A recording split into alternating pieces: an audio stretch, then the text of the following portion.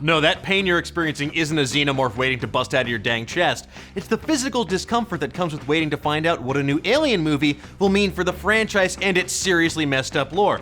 Who are the engineers? Where do the aliens come from? Do people really not know how to run in a zigzag pattern? And after 1979's Alien, many other filmmakers couldn't wait to find out themselves, so they did the next best thing. They shamelessly ripped it off and made their own crappier version.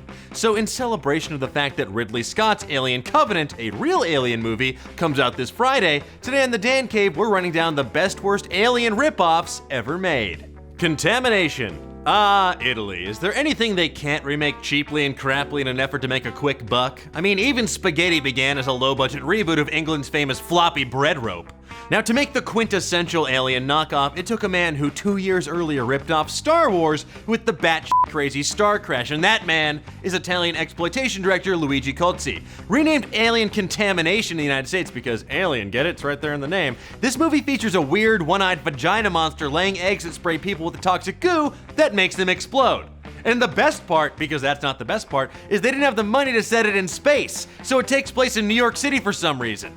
Honestly though, in spite of all of this bonkers-ass voyage into the bargain bin of history is worth it for the sweet goblin score alone. Suspiria heads, you know what's up. And also it's worth it if you know you're like super into cyclopean cooter monsters. Jess. Deep Star 6. How do you make your Alien ripoff seem like less of an Alien ripoff? Well, it's quite simple, my boy. Set it in the next best thing to outer space. Under the sea. Deep Star 6 follows a group of scientists and Navy crewmen establishing an underwater missile silo that they discover is on top of a massive underwater cavern system. Of course, what lies beneath that cavern is a murder monster that looks like a hermit crab that ate nothing but steroids and PCP every day for a year. And honestly, this film has everything. It has accidental harpoon deaths, hallucinogenic episodes, and a literal chest burster, by which I mean it's a guy who forgets to decompress properly, and the pressure change caused by rapid ascent causes him to explode like a dang meat balloon. INSEMINOID. Oh, I just want to wash out my mouth just saying that title, Jesus. If your main complaint about Alien was it was too subtle and wasn't rapey enough, then INSEMINOID has you covered. Even the poster itself is a visual assault with a nightmare space baby emerging from a womb to shoot jizz lasers at a pair of astronauts that are looking on like, no, don't.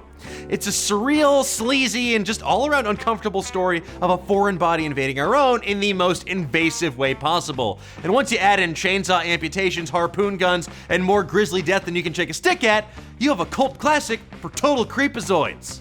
Galaxy of Terror. Roger Corman is perhaps the master of purveying B-movie schlock, and his take on Alien didn't disappoint. It features a young James Cameron serving as second unit director, a cast that includes Freddy Krueger himself, Robert Englund, and the late great Happy Day star Aaron Moran. Galaxy of Terror is not just full of recycled ideas from Alien, but it's also full of footage from another Corman Star Wars ripoff, Battle Beyond the Stars. Now, the basic premise is that a spaceship crew winds up on a planet with a facehugger-style creature that takes the form of what they fear most. And in the case of one unfortunate crew member, she is sexually assaulted by a disgusting worm beast. And yes, it is as stomach-churning and gross as it sounds, so let's just move on to the next one, shall we? Because, Jesus, this episode is ruining my day.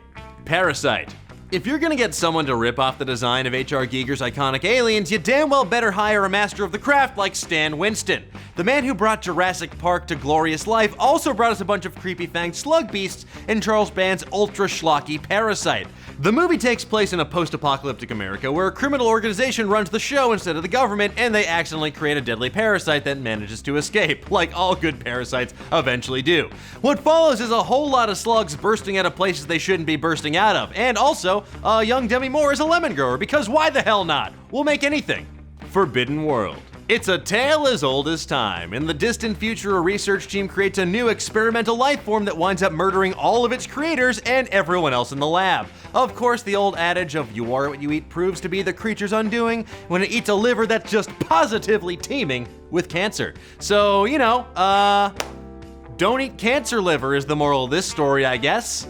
Anyway, produced by Schlockmaster General Roger Corman, this bonkers film has more unnecessary nudity than Lenny Kravitz playing guitar in jeans that just can't contain his wienomorph. So if that's your bag, nice. Creature. In grand Roger Corman tradition, Creature ripped off a rip-off by reusing sets and props from Forbidden World to tell its story of, you guessed it, a bunch of explorers coming across a menacing alien life form in deepest, darkest outer space. But unlike lesser alien rip-offs, Creature stars, as my colleague Kyle Anderson likes to say, renowned German crazy person Klaus Kinski. It also has Lyman Ward, the dad from Ferris Bueller's Day Off. Honestly, it's pretty well directed and it nails alien style pretty well, but it's still a lot like getting a Pepsi when what you really asked for was an end to police brutality. Lilycat. If you thought you were gonna go 1 week without hearing me talk about anime, think again, Kohai! Featuring characters designed by legendary Final Fantasy artist Yoshitaka Amano, Lilycat's plot might sound familiar to you. A crew of people working for an intergalactic mining company awake from cryogenic sleep and start dying off one by one due to a mysterious alien invader. Yeah. The ostensible culprit here, though, is a weird bacteria that can mimic the forms of various crew members. But the real villain is whoever approved the god-awful English dub where they talk about murder, suicide, and the nightmarish chameleon beast hiding among them like they're reading the iTunes terms and conditions. So for me, the only answer is for us to kill ourselves.